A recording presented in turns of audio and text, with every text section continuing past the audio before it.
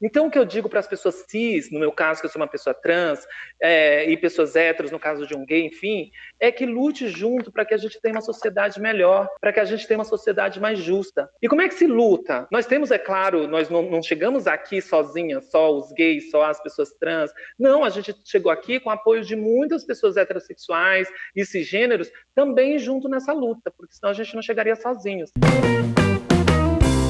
Acontece em SP. Edição especial Coronavírus. 28 de junho é o Dia Internacional do Orgulho LGBTI. A data é lembrada anualmente aqui em São Paulo e também ao redor do mundo com festa e também manifestações, né, para lembrar desse movimento. E durante o mês de junho a gente tem aqui também tradicionalmente em São Paulo a parada, né, na Avenida Paulista. É verdade, mas esse ano, com a pandemia do novo coronavírus, esses eventos que são marcados por uma aglomeração festiva que colore um dos principais cartões postais da cidade, precisaram ser cancelados, como todo mundo sabe, mas essa pauta ela não pode ser esquecida. Isso mesmo, e para falar sobre esse assunto, a gente recebe aqui hoje a Abigail Santos Souza, que é coordenadora do programa Transcidadania, e o Ricardo Dias, que é coordenador de políticas LGBTI aqui da cidade de São Paulo. Muito obrigada pela presença de vocês dois, bem-vindos aqui ao programa. Queria que vocês falassem um pouquinho, a princípio, do trabalho de vocês, o que é a Transcidadania, e também um pouco aí do que permeia essa coordenadoria de políticas LGBTI. Bom dia, boa tarde, boa noite, depende de que hora que o povo vai assistir, né? Eu sou a Abigail, como você falou, coordenando o programa Transcidadania, lá na coordenação LGBTI da Secretaria de Direitos Humanos e Cidadania da Prefeitura de São Paulo. Esse programa é histórico também para o movimento LGBT, né? A população de travestis e transexuais é a população mais vulnerável dentro dessa letrinha de LGBTI. Essa população, muitas delas sequer concluíram o ensino médio, né? Nós, geralmente, somos expulsos da escola muito cedo, então não sequer concluímos o ensino médio. Então, o que acontece? O programa veio para fazer uma reparação nesse sentido, né? O programa foi criado em 2015 com o objetivo principal da elevação escolar. Então, aquela pessoa que é transexual, ou homem trans, ou mulher transexual, ou travesti, enfim, que está numa situação de vulnerabilidade e não tem acesso à educação, não conclui o ensino médio ainda, ela recebe uma bolsa hoje de R$ 1.097,25 para concluir o seu ensino médio e posteriormente ingressar na universidade. O segundo foco do programa é a inserção no mercado de trabalho. Então, por isso que no programa são 20 horas de escola e 10 horas de atividades que acontecem no Centro de Cidadania da Secretaria de Direitos Humanos e Cidadania. Nesse momento tem 3 centros de cidadania, na Zona Leste, Zona Sul e Zona Norte, um aqui na região central que está sendo remanejado para o CRD, que é outro equipamento da Prefeitura, e agora também, o coordenador pode falar melhor disso, vai ser aberto o edital para o novo Centro de Cidadania da Zona Oeste. Então, isso facilita também o acesso dessa população a esses centros de cidadania para poder ingressar no programa Transcidadania. Então, vamos lá. Eu sou o Ricardo Dias, sou coordenador de políticas LGBT aqui na cidade de São Paulo, na Secretaria de Direitos Humanos, né? E o nosso trabalho aqui é justamente o de implementar as políticas públicas voltadas à população LGBT aqui na nossa cidade. E não são poucas as políticas públicas que a gente tem que implementar e manter aqui durante o nosso governo, né? Então, como a Abigail falou, nós temos 3 centros de cidadania atualmente, estamos com o edital aberto para a abertura do 4º centro de cidadania. Existe um outro equipamento, o CRD, que no momento ele pertence à SMADES, a Secretaria de Assistência Social, mas a gente está fazendo todas as tratativas e alinhamento de tipificação para que esse equipamento possa efetivamente ser transferido também para a nossa secretaria. Então aqui a gente, além de cuidar, né, das políticas para esses centros de cidadania, a gente tem também o programa Transcidadania e os demais eventos que a gente organiza aqui, pautado na política LGBT. Então a gente faz Caminhada da AIDS, o casamento igualitário, a gente entra com a infraestrutura, a prefeitura e a municipalidade entram com a infraestrutura na parada LGBT, que sempre ocorre no mês de junho, aqui na cidade de São Paulo, já faz parte do calendário oficial, né? E além de outras articulações que a gente costuma fazer. A gente tenta sensibilizar, a Abigail faz bastante articulação com empresas para que a gente possa viabilizar vagas de emprego para as meninas e meninos do Transcidadania. A gente tenta articular também cursos, palestras que são promovidos nos centros de cidadania para que as participantes do Transcidadania possam também ter uma melhora do seu currículo, possam ter uma qualificação melhorada durante o período que elas estão no programa.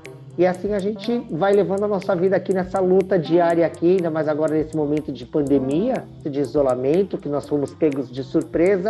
Porém, a Prefeitura de São Paulo, né, através das políticas aqui da nossa secretaria e da nossa coordenação, nós continuamos com todos os projetos, todos os planos e articulações para que essas políticas continuassem a ser efetivamente prestadas a essa população LGBT. Sim, vocês falaram sobre os centros, né, que já estão abertos, sobre a possibilidade da abertura de mais um. Eu fiquei um pouco curioso para saber como que está a demanda. Não sei se vocês conseguem explicar para a gente como que está a ocupação, se a procura ela é alta, né? Porque vocês vão abrir mais um, a gente imagina que vai abraçar todas as regiões da cidade. Então eu queria saber isso mesmo, como que está a procura pelos serviços que vocês oferecem nesses centros. Então, os centros de cidadania, eles continuaram desde do início do isolamento, né? Foi um pedido da secretária que todos os equipamentos aqui da nossa secretaria mantivessem os serviços abertos, né? Então a gente está com as portas abertas, esses agendamentos, estão acontecendo mais agendamentos para evitar realmente um grande número de pessoas que frequentem os centros de cidadania. Inicialmente, geralmente eles atendem um público maior quando tem os cursos e as palestras que são ofertadas para as meninas do Transcidadania e para as demais pessoas LGBT. Mas, neste momento, eles estão sendo bem procurados também por pessoas LGBT que queiram receber uma cesta básica, que a gente conseguiu, através do projeto Cidade Solidária, disponibilizar a distribuição de cestas básicas para esse público, né? E outros tipos de demandas também. Algumas pessoas procurando atendimento psicológico, outras procurando até mesmo algum plano social que a gente tenha na cidade devido à sua situação de vulnerabilidade. Então, está sendo mantido esses serviços, né? Então, é uma média que tem semanas que dá uma leve caída, outras semanas o pico sobe novamente. Então, é imprevisível esses números. E a demanda do Centro da Oeste é uma reivindicação e faz parte do plano do governo municipal a instalação desse outro equipamento na região Oeste, que é uma região que a gente tem um grande número de pessoas LGBT, né? Então é um equipamento importante também para prestar esse serviço nessa outra região da cidade. Com relação a números, o que acontece? Já tem uma demanda aí, né? O próprio programa de Transcidadania, e falando só da questão do Transcidadania que aqui eu coordeno, tem uma fila de espera. Então, todos os centros de cidadania, a pessoa procura para ser inserida no programa. Se não tem vaga, nós trabalhamos hoje com 240 vagas. Se essas vagas estão todas preenchidas, o que essa pessoa faz? Ela deixa um cadastro lá, que é o que a gente chama de lista de espera. Então, a lista de espera, ela fica sempre em torno de 250 pessoas na fila de espera do Transcidadania, né?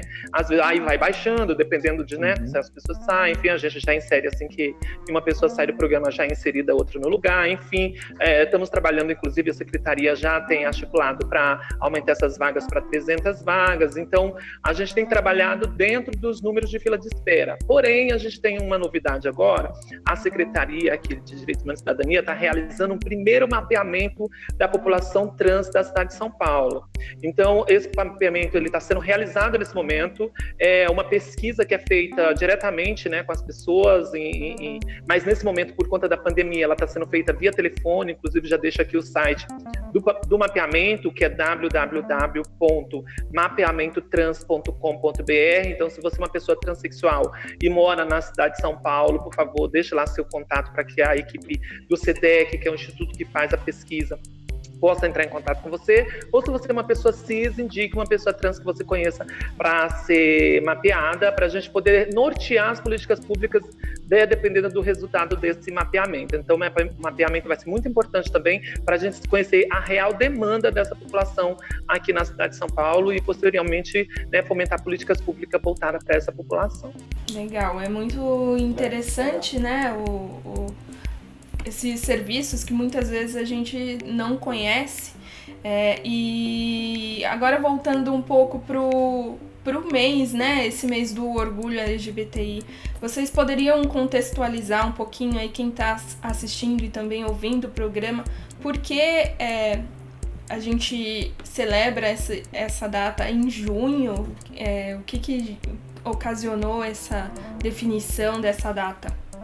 Então, o mês do orgulho LGBTI, ele é celebrado por conta... E tudo começou em 1969, em Nova York, nos Estados Unidos. Existia um bar chamado Stonewall Inn. E nesse bar se concentrava muitas pessoas LGBT nessa época, né? Era um bar descolado, enfim. E aí a população LGBT se concentrava nesse período. Só que a polícia reprimia muito, né? Naquele tempo, imagina, até pouco tempo atrás era crime ser LGBT nos Estados Unidos, assim como no Brasil até 1930 era crime ser LGBT no Brasil também, enfim. E aí as pessoas ali, os policiais faziam batidas policiais nesse bar, até que nesse mês de junho de 1969, as LGBT não aguentaram mais tanta opressão e decidiram reagir. Né? E aí começou-se ali uma confusão e os participantes do bar jogaram pedras na polícia, enfim, foi toda uma rebelião, durou dias, inclusive, de protestos, depois foi para uma semana de protestos ali por conta dessas batidas policiais, dessa repressão que tinha pela polícia, e aí foi que iniciou mesmo, o movimento LGBT iniciou aí, né? Então, depois disso, um ano depois, teve a primeira parada do orgulho LGBTI na cidade de Nova York, né, que iniciou aí a primeira parada depois inclusive 28 de junho de 1970, aí teve a primeira parada do orgulho LGBTI, reivindicando a população LGBTI, reivindicando por direito, e esse movimento foi se estendendo ao mundo, assim, né, foi dando como referência a população de todo mundo, população LGBTI de todo mundo. Aqui no Brasil, a gente iniciou a primeira parada, teve uma concentração de pessoas na Praça Roosevelt em 1996, e com em torno de 200 pessoas. E aí a primeira parada mesmo em São Paulo iniciou-se em 1997, saindo da Avenida Paulista com em torno de 2.000 pessoas. Então, o mês de junho ele é celebrado por conta desse fato que aconteceu na cidade de Nova York, no bar Stonewall. É isso aí, como a Abigail falou, né? E a partir de então, a cidade de São Paulo, desde que iniciou a parada, ela passou a ter um número crescente, né? E de vários anos para cá, ela tem sido a maior parada do mundo, né? Ela é organizada pela Associação da Parada, com apoio institucional e infraestrutura que a prefeitura presta, são investimentos feitos pelo poder público, né? E isso também acarreta uma forma de dar visibilidade, né, a essa temática durante esse mês. Então, além da parada, é um mês onde toda a população LGBT no mundo inteiro traz a temática à tona, vários debates com relação ao preconceito, à transfobia, homofobia, que independente da gente realizar a parada, a gente ainda sabe que esse número é crescente no mundo inteiro e o preconceito é uma coisa que a gente tem que combater diariamente na sociedade. Agora eu queria saber de vocês podem explicar para a gente isso. Com o passar dos anos, a nomenclatura vai dando uma mudada, né, para definir a comunidade LGBTI. Hoje a gente já conhece siglas como LGBTQI+. Então eu queria saber se vocês podem explicar um pouco para a gente sobre essas definições. E quais são os grupos que são inseridos aí, como as pessoas podem entender essas mudanças da sigla? Anderson, com o tempo, para você ter ideia, como eu falei ainda agora há pouco, até 1930 era crime ser LGBTI no Brasil. Então, a coisa é muito recente, né? Nomenclaturas são recentes, o próprio entendimento sobre a transexualidade, que é onde eu me encaixo, é recente, né? Então, todas as pesquisas, os estudos, os artigos, enfim, tudo é muito recente, né? Então, é natural que os nomes, que as nomenclaturas também surjam, né? Surgem nesse decorrer desse período. O que acontece é que antes, para você ter ideia, no início do movimento LGBTI no Brasil, era chamado GLS, não sei se você lembra disso, você já viu em algum lugar por aí, GLS, que era gays, lésbicas, simpatizantes. Então esse termo, ele era muito tinha um cunho muito comercial, do tal do Pink Money, né? Quando o movimento LGBT foi se unindo mais, né? Enfim, teve inclusive a primeira conferência LGBTI, que foi de onde tirou o termo LGBT. Até hoje, como não teve conferência agora, que seria a última, seria em 2018, se não me engano, não teve conferência, e aí por isso não se mudou ainda a sigla dentro do movimento mesmo organizado, né? Que até hoje é LGBT. O que acontece é que nesse meio tempo, outras identidades e outras orientações sexuais, outras orientações foram reivindicando a letra dentro da sigla para se sentir representado, o que é legítimo. Agora, são infinidades de identidades, são infinidades de orientações e não dá para incluir numa sigla, ficaria muito extenso, seria impronunciável. E o meu sonho é que nós tivéssemos uma palavra para definir aí toda essa, né, gama de diversidade. Agora não temos, então as pessoas vão incluindo, mas assim, as pessoas incluem por conta própria, movimentos sociais, organizações, enfim. Por exemplo, LGBTQIA+, hoje se usa muito também. A de assexuais, a de agênero, enfim, L, lésbica, LG, G de gays, B de bissexuais, T de travestis e transexuais, incluindo as pessoas transgênero, né, homens trans também, e o I de intersexo, e aí LGBTI, Q de queer, A de assexuais, como eu te falei, também inclui aí também os agêneros e os... Enfim, tem outro termo também que incluiu que me esqueci agora, e o mais de tantas outras identidades e orientações. Então é isso, mas o que a gente usa na Prefeitura de São Paulo, por exemplo, é LGBTI, né, por conta também de um acordo que a gente tem com organizações internacionais. Mas se você quer incluir, coloca aí o que você deseja, né? Mas como eu te disse, meu sonho é que a gente tenha uma palavra para representar aí todas as orientações sexuais e identidades que são, infelizmente, ainda excluídas da sociedade.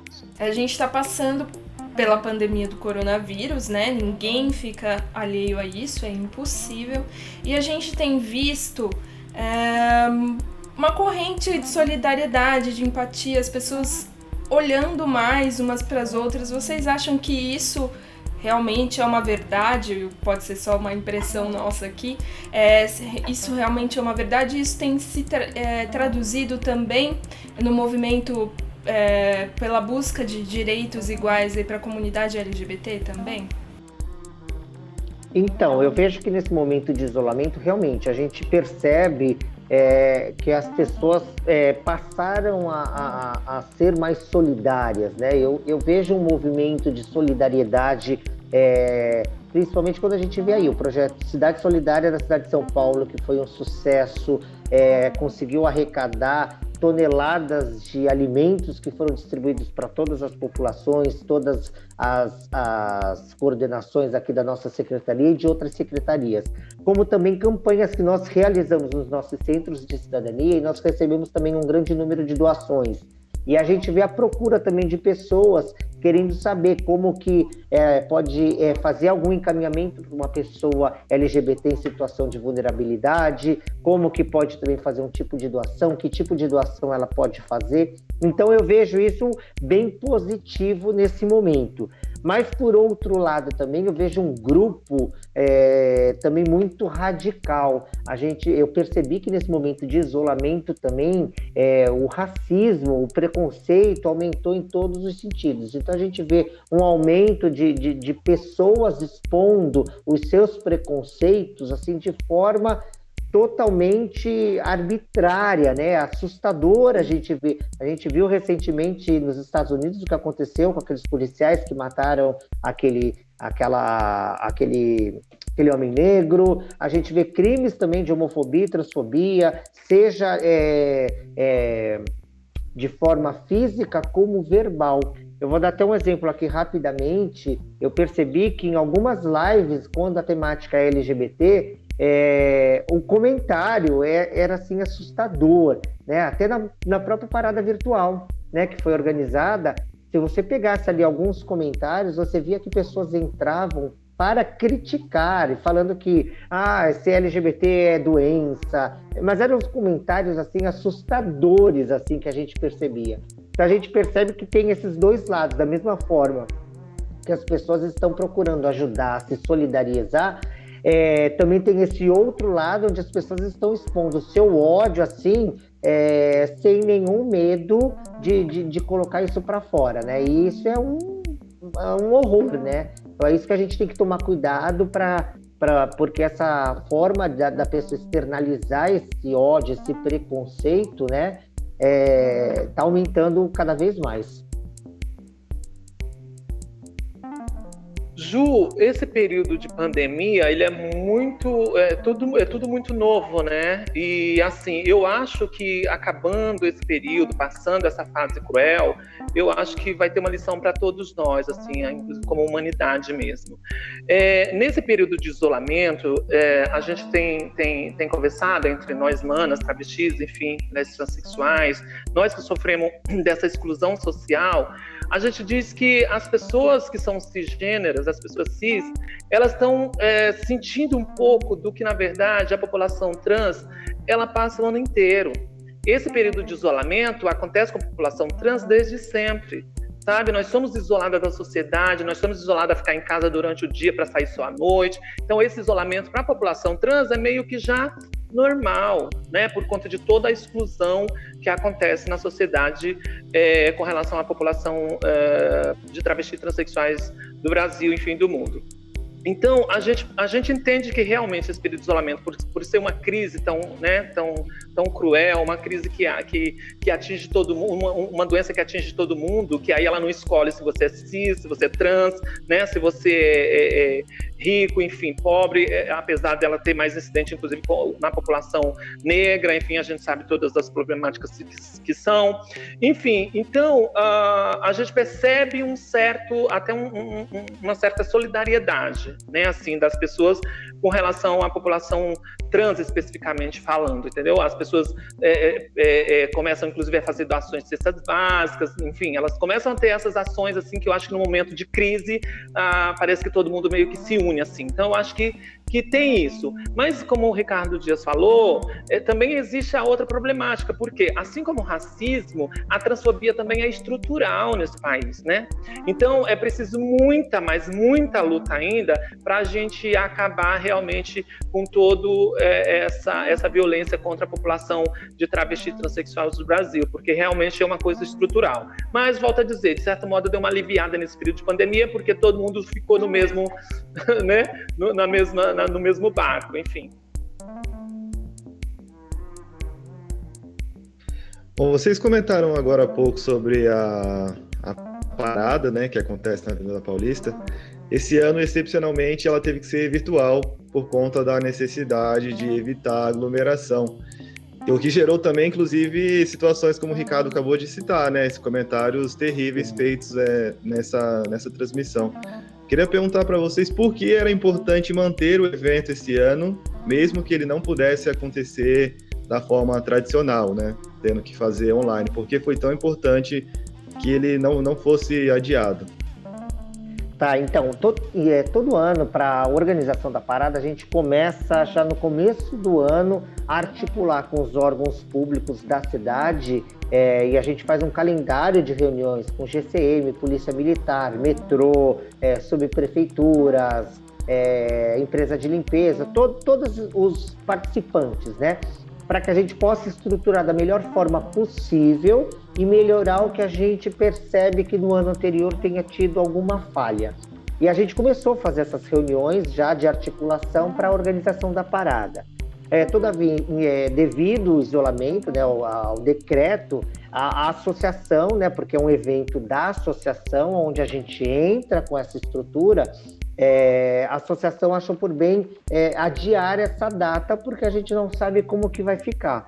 E para não passar em branco, eles também decidiram fazer essa parada virtual. E aí até em alguns momentos eu fui perguntado qual foi a nossa participação. Então nós, como ente público, nesta parada virtual, a prefeitura não teve gasto nenhum, nós não tivemos investimento financeiro nenhum, porque foi idealizado pela Associação da Parada, a forma com que eles contrataram artistas, patrocinadores e tal, foi totalmente idealizado por eles.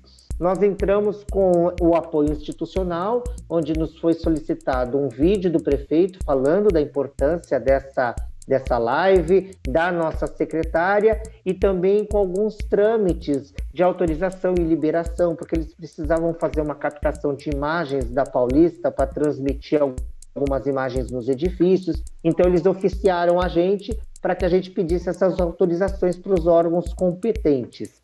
E então foi importante manter ao menos isso, porque diversas cidades do mundo também não tiveram a parada física, né? Então a gente teve notícias da Rainbow City, que é uma entidade europeia que a cidade de São Paulo é membro, como também da RLCA, que é a Rede Latino-Americana de Cidades Arco-Íris, aonde a gente teve essas informações todas de que Roma, Tel Aviv, Alemanha, Nova York, todas tinham cancelado a parada e não vão realizar nem nos próximos meses, né? Então, por isso que a gente teve base nisso também, e aí, por conta disso, eu acredito que a associação achou por bem fazer essa parada virtual. Inclusive, nós agora, sábado, vamos participar da parada virtual da cidade de La Paz, na Bolívia. Então, a gente foi convidado a participar, né, com eles, para a gente falar das nossas políticas públicas aqui, que a gente vê que a cidade de São Paulo, a gente consegue servir de espelho para muitas cidades no mundo, em projetos sociais, em programas que a gente tem desenvolvidos aqui na cidade. Então, eu acho que por ser o mês da visibilidade, né, eu acho importante a gente manter, e ao longo do mês diversas cidades, inclusive a gente, através da nossa coordenação, nós temos uma grade de lives que a gente faz através das nossas redes sociais, e outras entidades, todas estão fazendo vários debates, várias lives voltadas à temática LGBT. Anderson, a importância que eu acho que não ter a parada, né, mesmo que virtual, é porque a violência contra a população LGBTI não para, mesmo em período de isolamento, que é o caso que tem acontecido agora. A violência continua, então é necessário que a gente esteja presente. Por exemplo, nesse período, deputados têm apresentado projetos de leis que tiram nossos direitos. Apresentaram um projeto de lei aqui na LESP que não permite que mulheres trans pratiquem esporte junto com mulheres cis, enfim. Então, os homofóbicos, transfóbicos, então, enfim, quem são contra os nossos direitos, eles não param em nenhum momento, nem em período de isolamento social.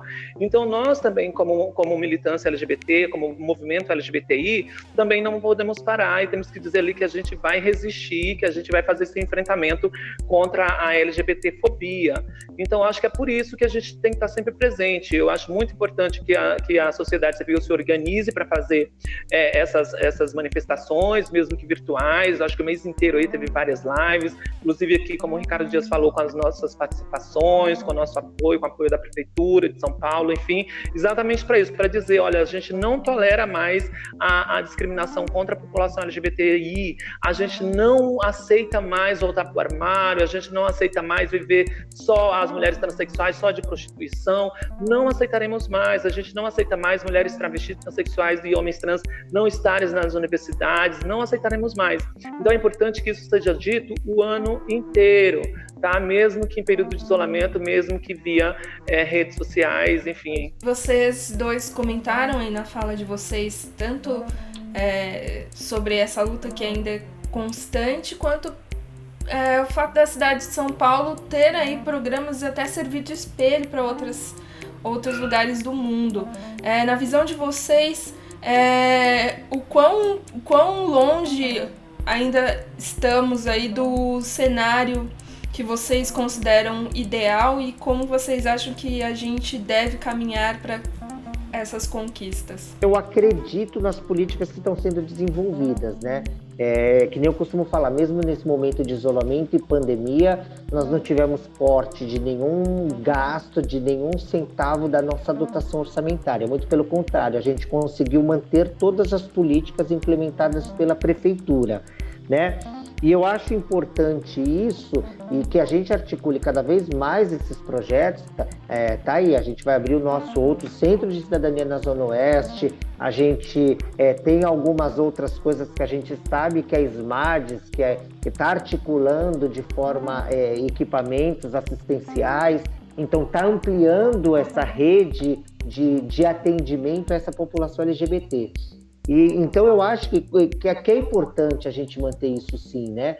E independente dessas demandas que a gente sabe, essa visibilidade, como a Abigail falou, a gente tem que manter a nossa força, porque a cada dia a gente sente que a gente tem uma pressão para tentar derrubar. E essa união, a gente vê isso, a gente vê uma união muito grande na população LGBT em busca dos seus direitos. E aí também eu ouço, às vezes, as pessoas falam assim, mas por que o dia do orgulho, vai ter o dia do orgulho hétero? Mas que a gente, não é que a gente precise de um dia. Infelizmente, a gente utiliza esse dia para a gente mostrar que nós somos cidadãos, nós temos os nossos direitos e nós podemos seguir a nossa vida e ser feliz, sim. Né? Infelizmente, a gente precisa, da mesma forma que existem equipamentos voltados para as mulheres, existem programas sociais da igualdade racial aqui na nossa secretaria. Então, faz parte da política de direitos humanos, né? A gente manter todas essas pautas trabalhando, né, para que a gente amenize eventuais casos de preconceito que a gente sabe que ainda existe na nossa sociedade. A gente tem uma pressão muito grande, por um lado, tanto do governo federal como de deputados estaduais, querendo criar projetos de lei que derrube alguns direitos já conquistados, né? Mas a gente também tem a nossa força aqui. Então a gente sabe que a criminalização da homofobia e transfobia pelo STF é importante. A gente tem a lei estadual aqui no estado de São Paulo, que é a 10948, que fala da homofobia, transfobia e preconceito aí vigente. E também, brilhantemente, agora em janeiro, no Dia da Visibilidade Trans, o nosso prefeito Bruno Covas sancionou a Lei 17.301, que também tipifica qualquer tipo de homofobia, transfobia e preconceito que possa ocorrer, seja em órgãos públicos, seja em estabelecimentos comerciais aqui na cidade de São Paulo. Então isso é super importante, essa manutenção dessas leis, dessas políticas, para a gente poder manter esses direitos de todas as pessoas LGBT aqui na cidade e assim a gente mostrar forças pro nosso país aí. Ju, nesse sentido de que o quão distante estamos de uma sociedade ideal, que seria uma sociedade que as pessoas não seriam julgadas por tom da sua pele, né, que seria uma sociedade onde as pessoas travestis, transexuais pudessem ingressar na faculdade com os mesmos direitos das outras pessoas cis, enfim, uma sociedade que combata o racismo, que não haja racismo, que não haja transfobia, que não haja homofobia, enfim, que não haja machismo. Mas nesse sentido eu sou pessimista, eu acho que eu não vou alcançar essa sociedade. Eu tenho uma neta hoje de 2 anos, quem sabe, né, minha neta ou o filho dela, os filhos, enfim, tem essa sociedade mais igualitária, com a nossa luta que a gente vem travando aqui antes. Então eu acho que está muito distante dessa sociedade ideal. porque, como eu te falei, o racismo é estrutural, e atrelado a ele está o machismo, e atrelado a ele está a transfobia, tudo junto. Então é uma questão estrutural que tem que ser quebrada, tem que ser destruída, porque ela foi construída. E eu acho que tem vindo, muitas pessoas estão aí nas trincheiras de luta, a própria administração da cidade de São Paulo, por exemplo, tem feito trabalhos incríveis nesse sentido, porque como é que se combate isso? É com políticas públicas, né?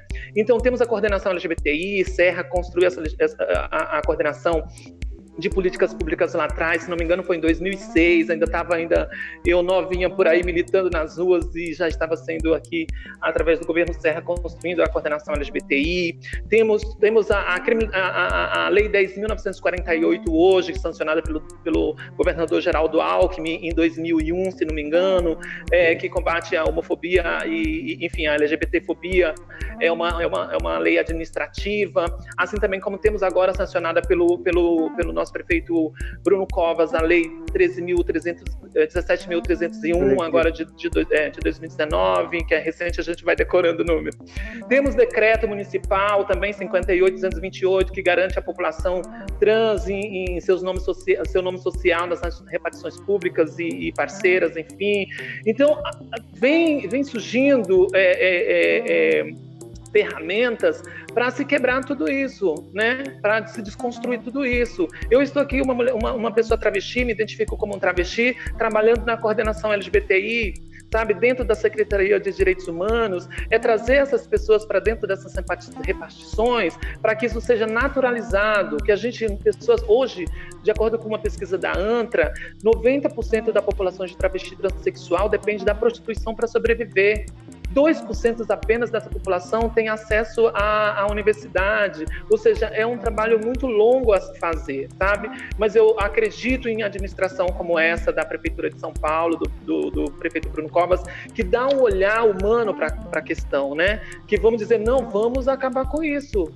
Isso não pode acontecer. Pessoas só pelo fato de ser diferente, ter orientação diferente das demais, ou identidade de gênero diferente das demais, não pode ser excluída dessa maneira. Então, acho que tem se feito um trabalho incrível com políticas públicas. O próprio Programa Transcidadania é, assim, uma coisa que me deixa muito, mas muito feliz em ver meninas que sequer sabiam escrever, hoje já estão alfabetizadas, outras que já ingressaram na faculdade, outras que estão no mercado de trabalho. Agora mesmo, no mês de novembro do ano passado, a gente conseguiu, em parceria com a Secretaria do Trabalho e Empreendedorismo, encaminhar mais de 60 pessoas travestis, transexuais e homens trans para o mercado de trabalho, através de uma parceria que fizemos com grandes empresas. Enfim, são esses trabalhos que têm que ser feitos para que logo a gente possa realmente ter uma sociedade livre de todos esses estigmas, de toda essa violência contra a população LGBTI. Mas, como eu te falei, eu não sei se eu vou pegar essa sociedade, mas que eu vou continuar aqui na luta, junto, ou na militância, ou na gestão pública, sempre trabalhando para que a gente possa realmente ter uma sociedade mais justa e mais igualitária. Vocês citaram todas essas políticas públicas, né, que estão em curso para contribuir nessa luta, que a gente sabe que é bem complicada ainda. E aqui em São Paulo tem a possibilidade de incluir o nome social no bilhete único, né? Os estudantes de todo o sistema de ensino têm essa possibilidade. E outras que vocês citaram também, como a criminalização da homofobia, o fim da exclusão do processo de doação de sangue. Então, assim, são avanços que a gente percebe que podem contribuir, ainda que lentamente, para todo esse processo. Mas eu queria saber qual a importância dessas medidas para os mais jovens. De repente, quem está vendo, os mais jovens estão vendo essas coisas acontecerem, como que isso pode impactar para elas? Claro. Anderson, nós temos tido avanços assim enormes, imagina, sei lá, de 2015, 2010 para cá, enfim. Nós temos tido muitos avanços. Por exemplo, as maiores lutas do movimento LGBTI, por exemplo, não tivemos avanço no legislativo, né? Porque a gente sabe o quanto que é conservador, o legislativo conservador, principalmente agora, né? Que o que a gente tem no Congresso, enfim, é uma lástima. Então, o que a gente foi? A gente foi pelo judiciário, né? Escuta aqui, as nossas demandas estão aí, não são voltadas pelo legislativo. O que a gente faz? Casamento civil igualitário, as pessoas têm homens que se apaixonam por homens, querem construir família, e aí? Então, a gente foi pelo legislativo. Então, o Supremo Tribunal Federal já garantiu o casamento civil igualitário, ou se uma pessoa é gay, lésbica, enfim, quer casar com seu esposo ou sua esposa, vai no cartório e casa, tem os mesmos direitos que umas pessoas heterossexuais, cisgêneros, enfim. Tem os mesmos direitos. A outra é a Lei de Identidade de Gênero, que também está no Congresso, não vai para frente. E a gente sabe todos os motivos disso. Vamos para onde? O outro poder judiciário. Nós temos direitos, queremos nossos direitos reconhecidos. Foi bacana, 2018 foi aprovado, o Supremo Tribunal votou que nós, pessoas trans, podemos sim retificar nome e gênero nas documentações. Sabe, eu posso ir no cartório, que aliás já fiz isso, vou no cartório, digo para o escrivão, olha, não me identifico com o sexo biológico que eu nasci, eu só me identifico com uma pessoa travesti, quero retificar meu nome e gênero na documentação. Ok, você tem esse direito, não vai retirar o direito de ninguém. Já tenho esse direito. A criminalização da LGBTfobia também, esse ano já foi. O Supremo isso já está superado, gente. O Supremo já reconheceu que a homofobia, a transfobia, enfim, a LGBTfobia é crime no Brasil, é equiparado ao racismo. Agora mesmo acabou com relação à doação de sangue de pessoas LGBT, enfim, nós temos muitos avanços, né? Temos muitos avanços. Mas, como eu te falei, eu acho que a gente não volta, sabe? Apesar de toda essa luta dos reacionários e fascistas, enfim, que querem excluir nossos direitos, eu acho que a gente não volta para trás. Eu acho que a tendência é a gente avançar mesmo. Mas eu digo que vai demorar porque a questão é estrutural. Agora, o que a gente tem que fazer agora? Eu sempre digo que tem que atualizar a pauta. Nós temos, diante dessas conquistas, mesmo que não seja no legislativo, nós precisamos agora políticas públicas para que essas pessoas tenham os seus direitos reconhecidos e tenham garantias dos seus direitos. Né? Uma pessoa, por exemplo, trans, que quer retificar o nome, ela tem o direito, mas muitas delas não têm dinheiro para pagar. É R$500 no mínimo se você mora no interior de São Paulo, no interior do Brasil, para retificar o nome aqui em São Paulo. Então, uma população trans, por exemplo, que está em situação de vulnerabilidade, já não vai ter. Então, como é que a gente vai fazer? Que ferramentas a gente vai usar para garantir o direito dessa população, visto que já tem esse direito garantido? Né? Então, eu acho que a gente não vai voltar atrás, porque qualquer lei que vier de encontro com os nossos direitos, que foi assegurada pelo Supremo Tribunal Federal, o Supremo vai derrubar. Eu acho que vai ser isso. A sociedade também já não é mais a do 1990. Do século passado. Nós somos outra sociedade, então acho que a gente tem caminhado, a própria população que não são trans, a própria população que não são gays, enfim, não faz parte da população LGBTI, precisa se unir, se atrelar a essa luta, a dizer não vamos aceitar mais que essas pessoas sejam excluídas. Então já se reconhece o direito hoje dessa população e não tirou o direito de ninguém. Ninguém morreu, ninguém se prejudicou. Eu retifiquei meu nome e gênero na documentação, só me fez bem, não fez mal a ninguém. Então acho que as pessoas também vão entendendo isso com o decorrer do tempo e vão também se unindo a essa luta, você entende? Então eu acho que muitas coisas que vêm contrário a nossos direitos, o próprio Supremo, ele vai derrubar porque seria inconstitucional. Acaba servindo como exemplo mesmo, né? Pelo que o Randy trouxe aí para os mais novos não deixarem realmente as coisas pararem de evoluir, né? E, Abigail, eu queria fazer uma pergunta para você voltada aí para o seu trabalho no Transcidadania. A gente sabe que a população trans é muito vulnerável, né? Tem mais dificuldade para conseguir emprego, para escolarização, como você falou, também muito dependente, às vezes, de trabalhos piores, né?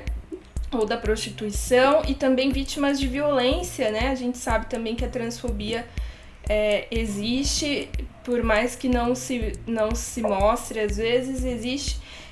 Nesse momento de isolamento social e da pandemia, como você tem visto esse cenário para a população trans, travesti, e o que está sendo feito aí também como medida de proteção para essa comunidade? Complementando a pergunta anterior do Anderson, com relação à representatividade, né, da população nova hoje, como eu falei para vocês, antes nós não tínhamos praticamente nada, né, com relação a direitos, e hoje a gente tem esses todos que eu pontuei e alguns outros, enfim, que a gente tem aí reconhecido.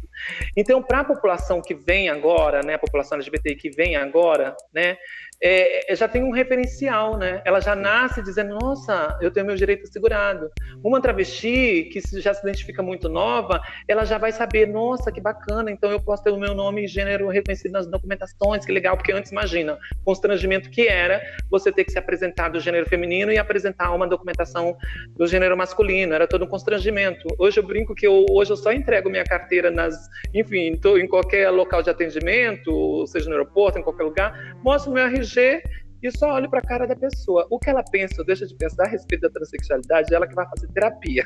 Porque eu já tenho meus direitos assegurados, entende? Então isso é muito importante. Hoje também temos representantes aí na mídia, muitas pessoas trans despontando nas novelas, no meio de comunicação, enfim, isso é muito importante. Isso é muito importante para a população LGBTI poder se identificar, poder saber que ela não está sozinha. Então vai ser muito mais fácil, não que esteja tão fácil, mas para essa população nova, em comparação ao que a gente foi lá atrás, na década de 90, enfim.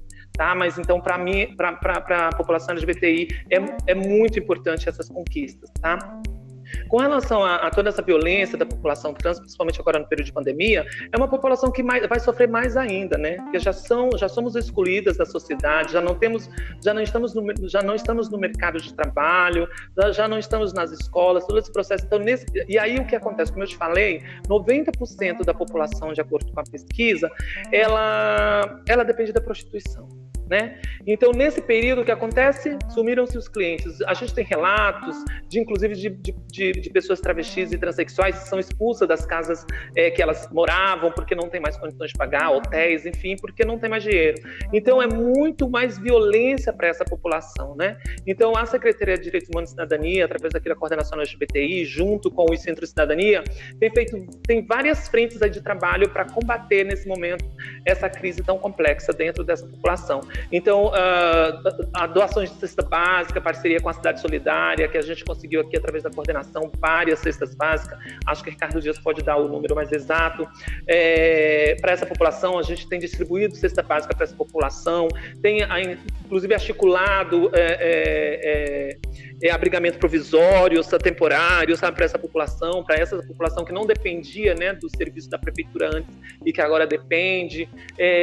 Tem se feito várias articulações. Lá na própria Zona Sul tem um equipamento, um CEL que está recebendo acolhimento, que também destinou uma quantidade para a população de travesti transexual. Então são várias frentes aí que a gente tem feito para combater essa violência nesse momento que se agravou muito na população de travesti transexuais por conta da pandemia, tá? Então, com certeza essa população é a que mais sofre, inclusive, nesse momento, por conta desse período de isolamento.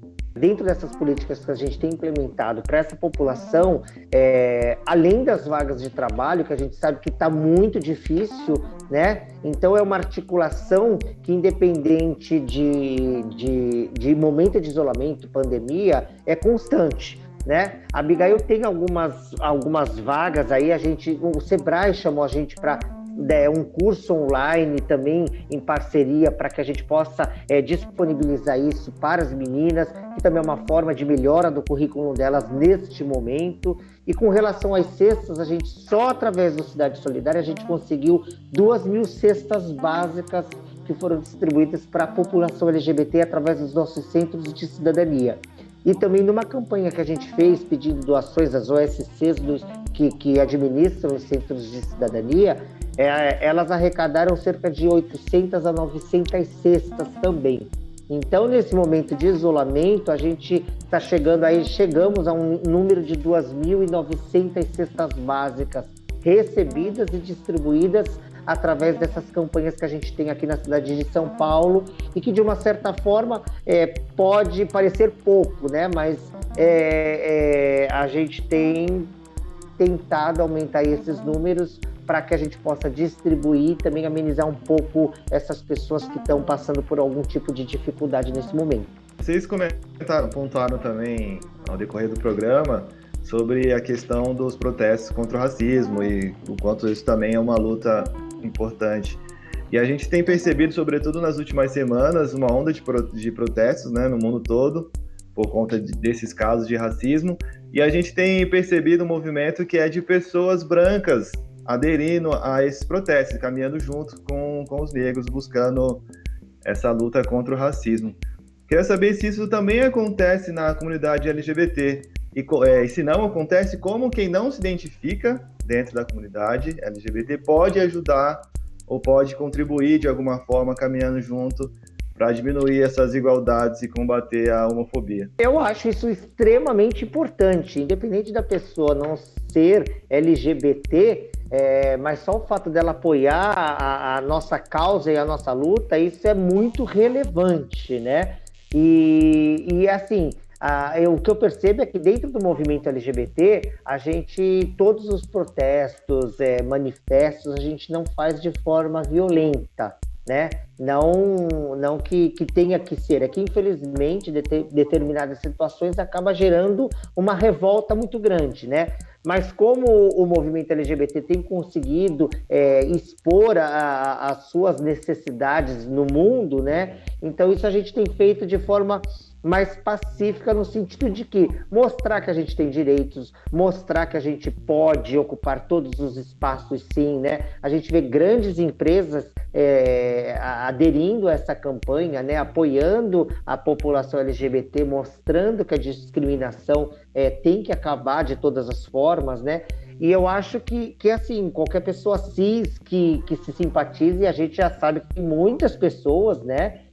Que apoiam a nossa causa, como também eu acho isso muito importante, a gente vê pessoas brancas apoiando as campanhas contra o racismo, né? Eu acho que a gente tem que unir forças para acabar com qualquer tipo de preconceito, seja qual for a área e a temática, né? Então, seja branco, seja negro, seja LGBT, seja idoso, né? Então, a gente aqui dentro da nossa secretaria, a gente tem muita essa união em todas as coordenações, né? Porque a gente tem a coordenação de idoso, que tem dentro dessa população pessoas LGBT idosas, né? A gente tem dentro da coordenação de igualdade racial vários LGBTs que também são negros, né? Então a gente tem que se comunicar, são assuntos que estão entrelaçados, né? E a luta contra o preconceito, eu acho que não tem cor, não tem raça, não tem gênero, né? Ela é uma luta só e a gente tem que unir esforços e combater qualquer tipo de discriminação na sociedade, no mundo, sim. Anderson, a máxima de agora é assim: não basta você não ser racista, você tem que ser antirracista, né? Você não precisa ser negro para lutar contra o racismo, você não precisa ser trans para lutar contra a transfobia, você não precisa ser homossexual para lutar contra a homofobia, ou enfim, lésbico, enfim. É isso, sabe? As pessoas não precisam estar dentro dessa população marginalizada para ser contra a violência, né, dessa população. Então, o que eu digo para as pessoas cis, no meu caso, que eu sou uma pessoa trans, e pessoas héteros, no caso de um gay, enfim, é que lute junto para que a gente tenha uma sociedade melhor, para que a gente tenha uma sociedade mais justa. E como é que se luta? Nós temos, é claro, nós não chegamos aqui sozinhas, só os gays, só as pessoas trans. Não, a gente chegou aqui com o apoio de muitas pessoas heterossexuais e cisgêneros também junto nessa luta, porque senão a gente não chegaria sozinhos, né? Mas como é que você pode, então? Tá, se você não consegue, então, uma pessoa cis que não consegue participar de um grupo, por exemplo, de trans, poder contribuir, então tá, começa a observar, então, na sua empresa, se existe alguma travesti trabalhando, principalmente em cargos de liderança. Se não tiver nenhuma travesti trabalhando, comece a questionar o RH em relação a isso. Já é uma contribuição, porque se você normaliza que as pessoas trans não estejam no mercado de trabalho, você não está do nosso lado. Você está sendo transfóbica, você precisa se manifestar, dizer, não, como assim? Tem 100 pessoas nessa empresa e não tem uma pessoa trans, uma travesti, um homem trans trabalhando aqui, alguma coisa está errada. Tem 100 pessoas nessa empresa, não tem um negro trabalhando, não tem um negro em liderança, tem alguma coisa errada. Eu estou na coordenação LGBTI, não tem uma travesti trabalhando, alguma coisa está errada. Então, eu acho que a população cis, que realmente quer fazer alguma coisa pela população trans, é começar a olhar o seu entorno. Você tem alguma amiga travesti? É se perguntar. Eu tenho algum amigo homem trans? Por que eu não tenho? Por que no meu local de trabalho não tem? Por que na minha escola não tem? Por que na minha igreja não tem? Se nós estamos dentro da sociedade, entende? Então eu acho que é isso. Eu acho que o principal de tudo é se questionar por que essa população não está inserida na sociedade. Legal, eu acho que é uma boa mensagem para a gente ir encerrando o programa. Deixo aqui aberto para vocês fazerem considerações finais, se vocês desejarem, deixar algum recado aí para quem está assistindo e vendo a gente também. Muito obrigada por tirarem esse tempinho aqui para conversar com a gente no Acontece em SP. A gente que agradece o convite, estamos sempre à disposição. Eu falo que a nossa coordenação, como toda a secretaria, está sempre de portas abertas, né? Então, aproveitar para todo mundo que está ouvindo, denuncie qualquer tipo de preconceito, denuncie, procure os seus direitos, né? E também falar que os nossos equipamentos estão lá disponíveis para toda a população LGBT, para vocês visitarem, para você... Não é só procurar quando está necessitando de um advogado ou de um psicólogo, não. Visite, conheça os nossos equipamentos, nós temos uma equipe técnica lá especializada para acolher vocês, para bater papo, para receber vocês e vocês somarem junto com a gente nessa luta. Gente, eu também agradeço por participar. Eu fico muito feliz quando existe espaço como esse. É muito importante, porque é importante de ouvir também, né, quais são as nossas demandas, o que tem acontecido. Eu acho que isso leva informação para as pessoas. A informação, para mim, assim, é tudo. Principalmente nesse momento, como eu falei, que temos grandes avanços e muitas das nossas pessoas LGBTI sequer conhecem seus direitos. Então, equipamentos como esse da Prefeitura de São Paulo, esses equipamentos são de extrema importância, né, para receber essa população também, para informação com relação aos seus direitos. O programa Transcidadania é um programa importantíssimo, como eu falei, que garante a cidadania dessa população de travestis e transexuais, sabe? Então, eu agradeço muito esse espaço, poder passar um pouquinho do que a gente faz aqui, sabe? Tem contribuído muito, muito, muito, muito para que essa sociedade realmente seja uma sociedade mais justa. Muito obrigada e até a próxima.